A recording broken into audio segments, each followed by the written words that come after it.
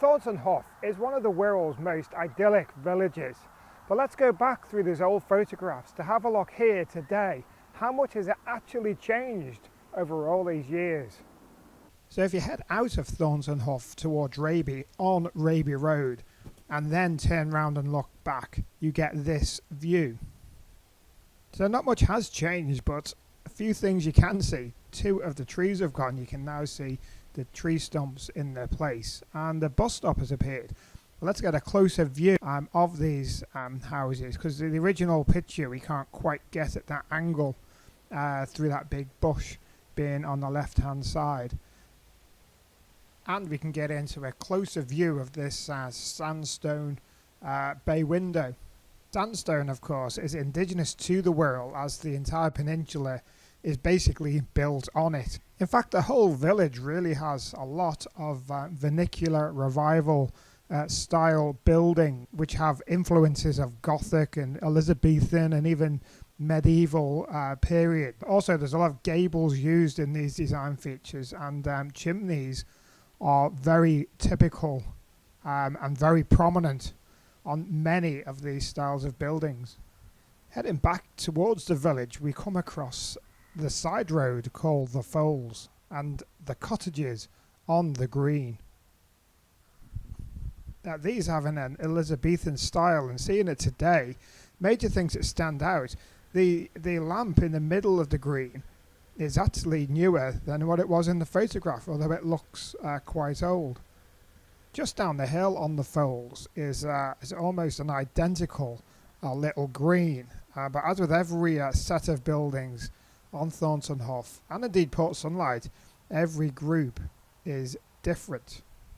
This is the Foals from the other side of the green, but if we were to turn round at this point, we would see one of the most distinctive and recognisable buildings as you drive through Thornton Hough. It is, of course, Thornton Hough's village smithy, and farriers as well.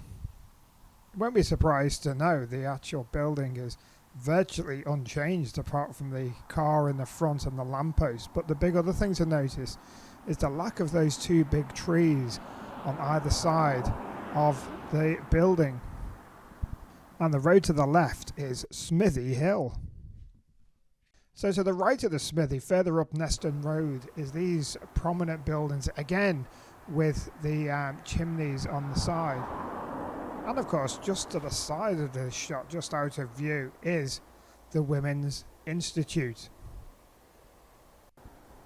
Further up the hill is St George's Church, and this image here looking not that much different today, but let's now take a walk through its impressive archway entrance.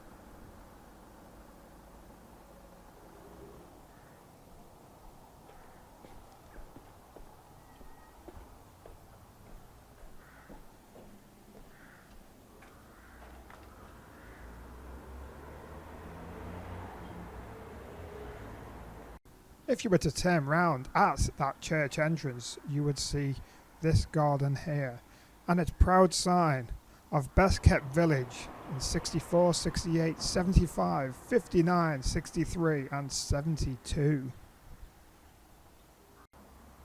Back up the hill we have the Seven Stars pub. Quite a bit of change here actually, with the additional black painting on it to give it some definition, and the extension building to the right. Just on the picture you can see the houses on the side.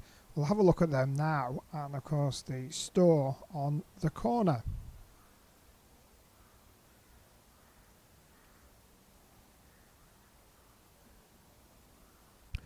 In fact, how quintessentially English Thornton Hough actually is, just by the English pub by St George's Way, is also a red telephone box, the traditional Celtic cross by St George's Church, and even the All Saints Church just round the corner has a St George's flag outside.